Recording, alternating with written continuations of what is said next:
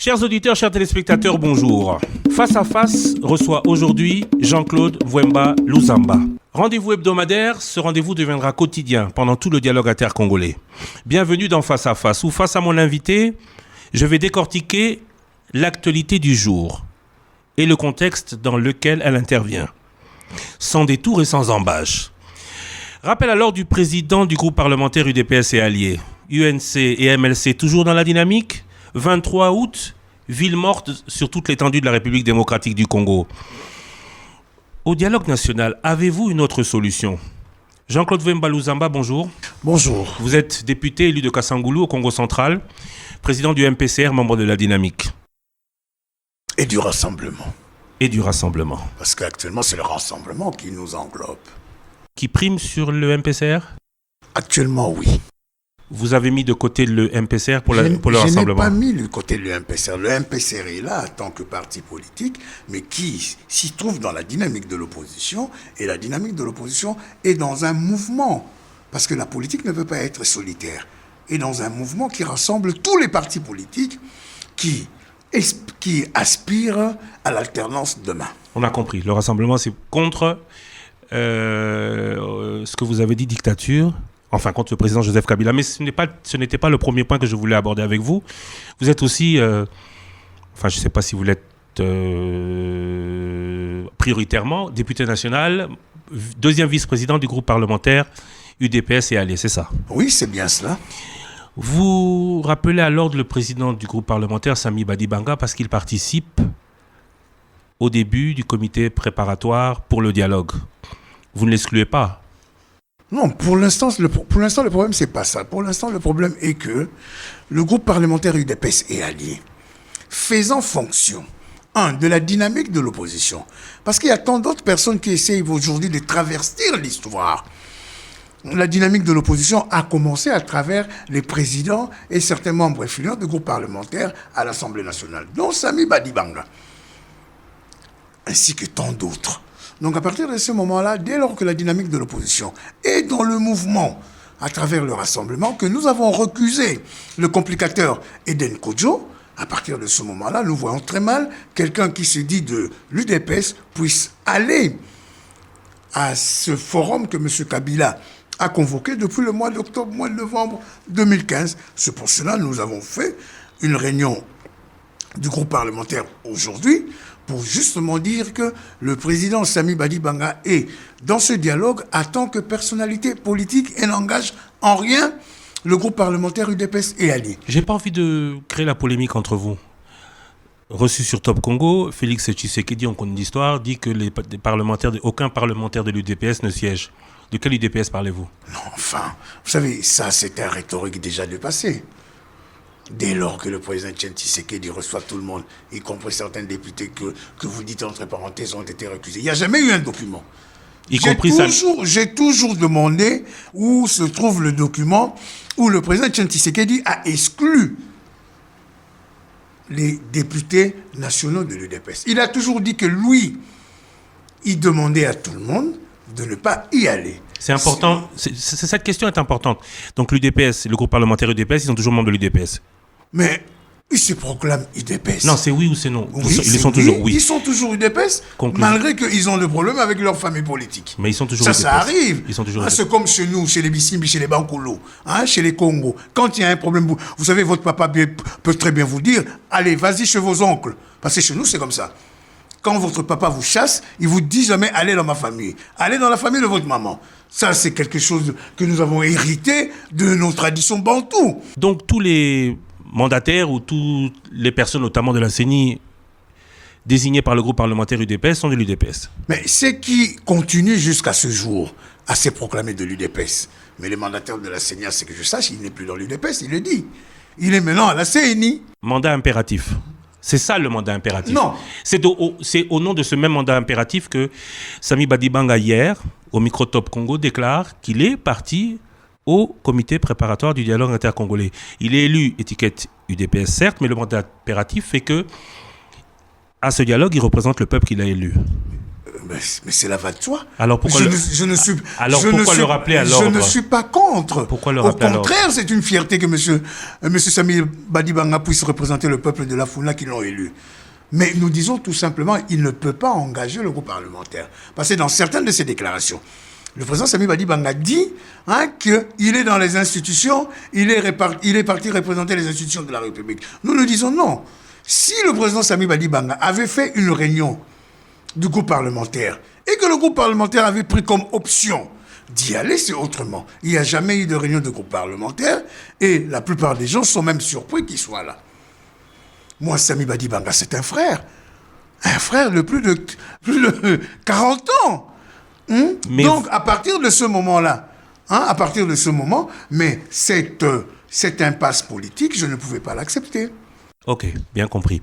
Mais vous ne le récusez pas. Il reste votre président. Vous ne remettez pas en doute ou en cause son autorité. Nous avons réunion du groupe parlementaire dans 48 heures.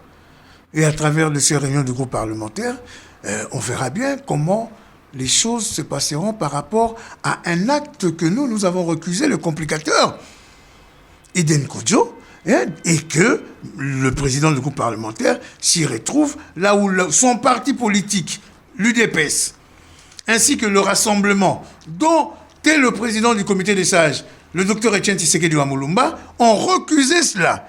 Vous pourriez remettre sa présidence en jeu. Mais moi, je crois que tout dépendra de la réunion des députés nationaux de l'UDPS et alliés. L'Alternance pour la République a décidé d'exclure José Makila pour les mêmes raisons. Je ne suis pas à l'Alternance de la République, je suis à la dynamique de l'opposition. Je ne peux que parler de la dynamique de l'opposition, donc je respecte toutes les plateformes, tous les partis politiques, mais je ne m'engage jamais à commenter leurs décisions. Mais vous comprenez cette décision? Je ne peux pas le comprendre dès lors que je n'y ai pas participé et je ne sais pas le mobile de tout cela.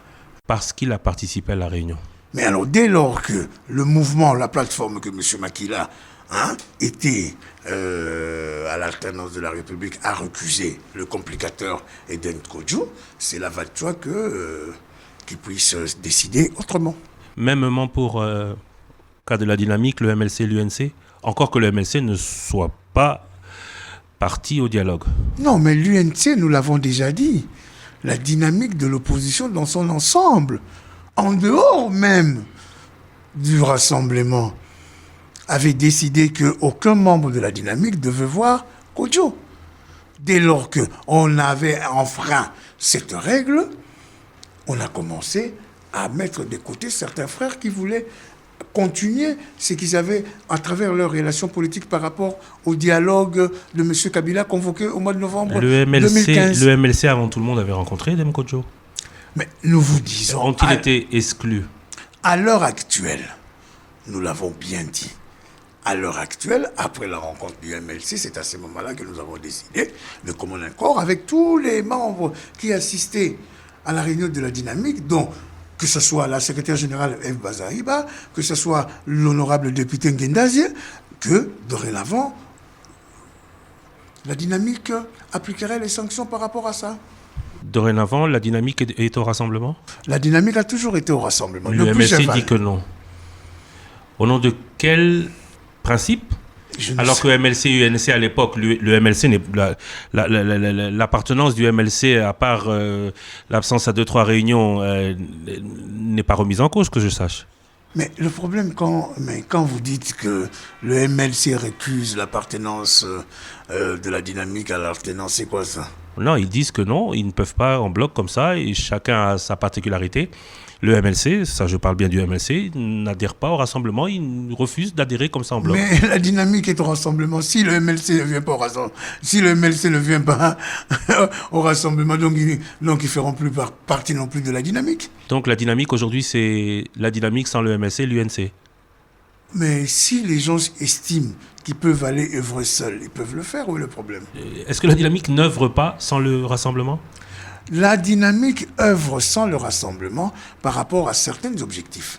en ce qui concerne les objectifs des résolutions 2277 ou bien de l'accord cadre d'Addis Abeba, la dynamique est ensemble avec le rassemblement. Qu'est-ce que vous pensez de l'UNC qui dit « Nous ne participerons pas au dialogue tant que les préalables de l'opposition ne sont pas respectés, mais nous allons au comité préparatoire parce qu'il faut en être pour que tous les préalables soient défendus. » Nous connaissons très bien ce pays, nous connaissons très bien le pouvoir de M. Kabila, le fait ainsi qu'avec tout son gouvernement.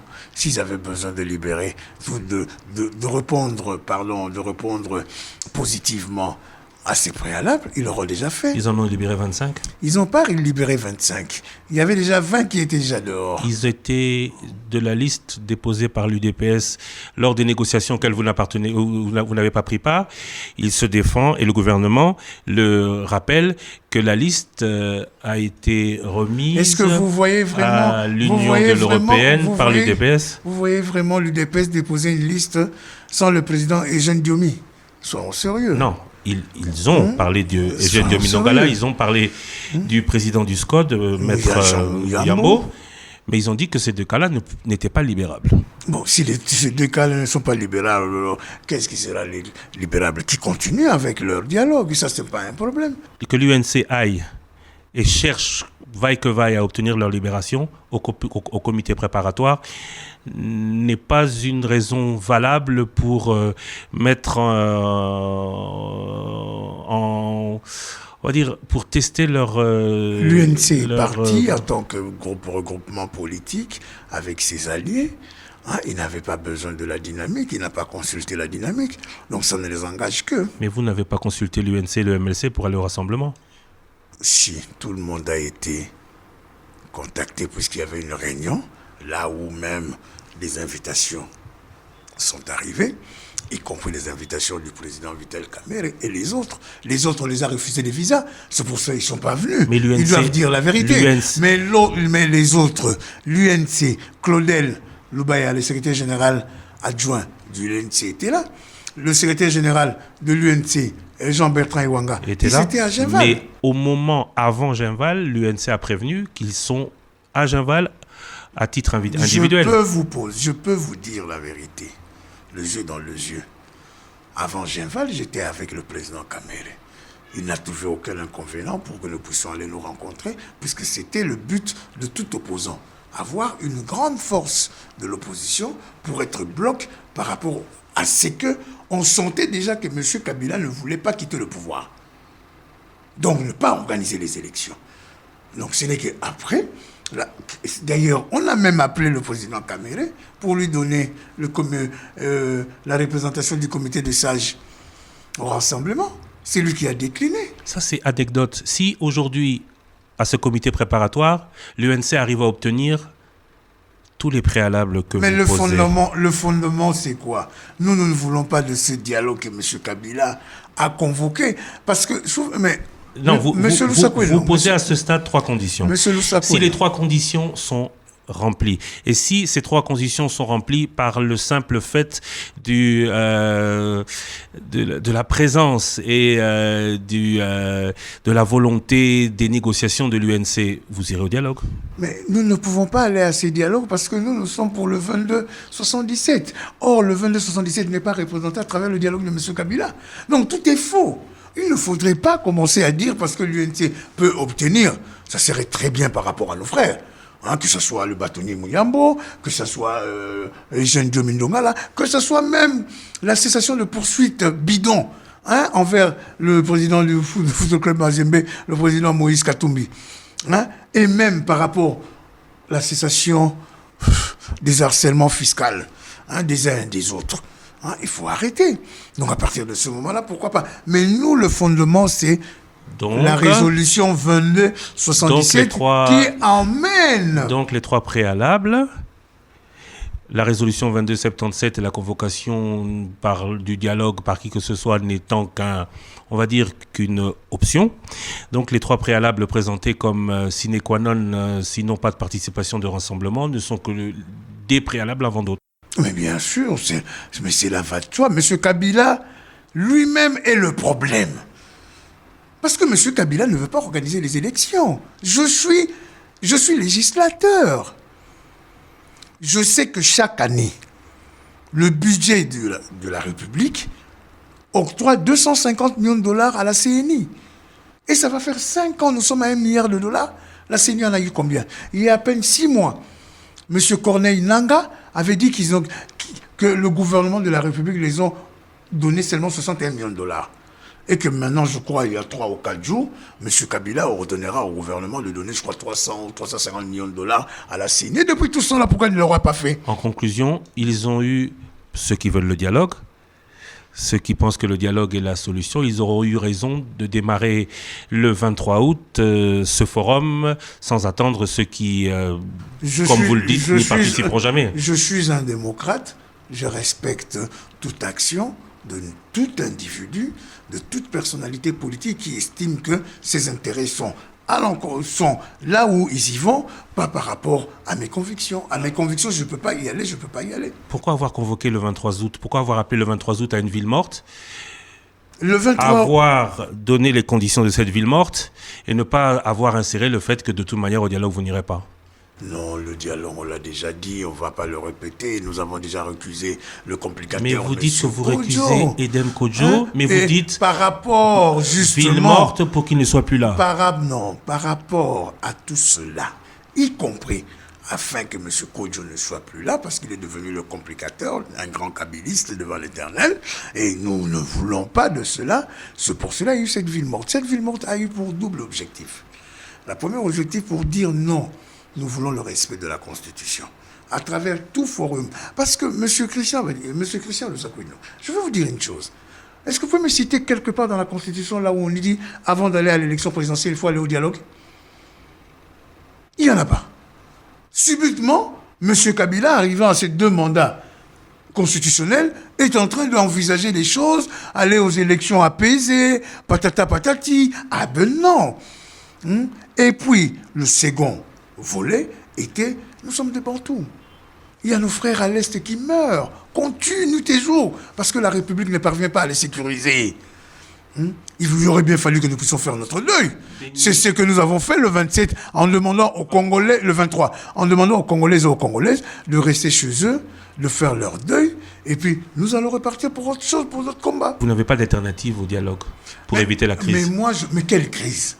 Qui sera responsable de cette crise? Puisque vous avez déjà désigné le responsable de cette crise, le responsable du retard de l'organisation des élections est connu. En tout cas, il devrait l'être à l'issue du dialogue. Mais le responsable de la crise future serait peut-être aussi celui qui aura empêché de l'éviter. De un, on aurait respecté la Constitution par les gens qui nous gouvernent. Donc, M. Kabila et son gouvernement auraient dû respecter la Constitution, aurait dû débloquer tout ce qu'il y avait comme moyen par rapport à la CNI, on n'en serait pas là où nous sommes aujourd'hui. Aujourd'hui, comme on en est là... Attendez. Mais c'est bien facile de dire qu'aujourd'hui on en est là, qu'est-ce qu'on fait? Mais vous qui avez échoué par rapport à cette logique constitutionnelle, qu'est-ce qu'on doit faire de vous? C'est ça le problème, M. Christian Lusakweno. Le problème n'est pas cela. Moi, je veux bien qu'on puisse me dire, ah non, Jean-Claude Vouemba et le MPCR n'ont pas envoyé des délégués, n'ont pas envoyé des candidats pour les élections. Jean-Claude Vouemba assume la responsabilité en tant que président du MPCR. Mais Jean-Claude Vouemba, c'est candidat. Et vous, le pouvoir, M. Kabila et le gouvernement, vous faites en sorte de ne pas donner le moyen à la CNI. Je cite tellement 3 exemples. Malou Malou a sorti un calendrier pour les élections locales. Directement, il a été injecté. Ngoyi Mulunda, pareil. Malou Malou bis, pareil. En fait, avez-vous déjà vu la lettre de démission de Malou Malou? Ne seriez-vous pas, avec ces rejets successifs d'une institution qui en avait la responsabilité, responsable de tous ces retards pris quand les calendriers, sauf le dernier, parce que le dernier, il faut reconnaître à l'opposition qu'elle avait enrôlé ses électeurs et qu'elle avait déposé ses candidatures pour les élections provinciales. Y compris le bol. Nous avons donné de l'argent Nous avons payé tout ce qui était payable par rapport à ces élections et que jusqu'à aujourd'hui, ce gouvernement ne nous rembourse rien. Ce qui est malhonnête. Aujourd'hui, au dialogue national auquel vous ne participez pas, quelle autre solution? Mais la solution, elle est bien là. Le dialogue dont est issue la résolution 2277. Mais apparemment, vous ne vous entendez pas. Vous avez fait le tour des capitales américaines, européennes. Vous avez rencontré, y compris ceux qui ont rédigé cette résolution 2277, qui vous disent la même chose. Ceux auxquels nous vous convions, c'est ceux qui a été décidé aussi par nous. La résolution 2277, la résolution 2277, c'est le prolongement de la mission de la MONUSCO, qui dans son volet congolais, via le mouvement national de suivi de l'accord d'Addis Abeba, prévoit qu'il y ait des réformes en République démocratique du Congo qui soient conduites par le gouvernement. Et surtout un dialogue afin de participer et d'évoluer dans des élections apaisées. Ce qui est plus grave encore. Initié par les institutions de la République. Quel autre que le président de la République est le plus représentatif de ces institutions? Ce qui est grave, même la MONUSCO est en train de mettre de côté la résolution dont elle est issue. Je pose la question, quelle autre institution que le président de la République est le plus à même de répondre à ce volet de dialogue pour les élections prévues dans la résolution 2277 que le président de la République? Non, le président de la République est partie prenante dans la crise de ce pays. Donc il ne peut pas être en dehors. C'est de là où nous ne nous entendons pas par rapport à cela. Vous ne vous entendez avec personne, ni avec le facilitateur, ni même avec le panel d'experts que vous avez demandé et qui a renouvelé plusieurs fois la confiance. Le panel des experts nous ont très bien dit que l'Union africaine avait dit qu'ils doivent donner leur soutien à monsieur le complicateur Eden Kodjo afin que les Congolais puissent se retrouver à travers le 22-77. Mais M. Kodjo a, dans son invitation du dialogue, a convoqué M. Kabila. M. Kabila n'est pas à son premier dialogue. Il y a eu les concertations il y a 2 ans, qui ont été, malgré que le MPCR et Jean-Claude Vouemba boycotté, ont été un grand forum, respectueux et respecté par rapport aux recommandations et aux résolutions. Y compris les 100 premières que M. Kabila lui-même l'a dit à la tribune du Palais du Peuple et qu'il n'en a exercé que 2. Le gouvernement Matata 2 et la nomination de Luzo Lobambi en tant que conseiller spécial en matière de corruption. Peut-être parce qu'il n'était pas aussi inclusif que vous l'auriez voulu. Dès lors que c'était sorti, tout le peuple congolais était derrière, je vous dis, y compris Jean-Claude Vouemba, parce que ça allait nous amener aux élections.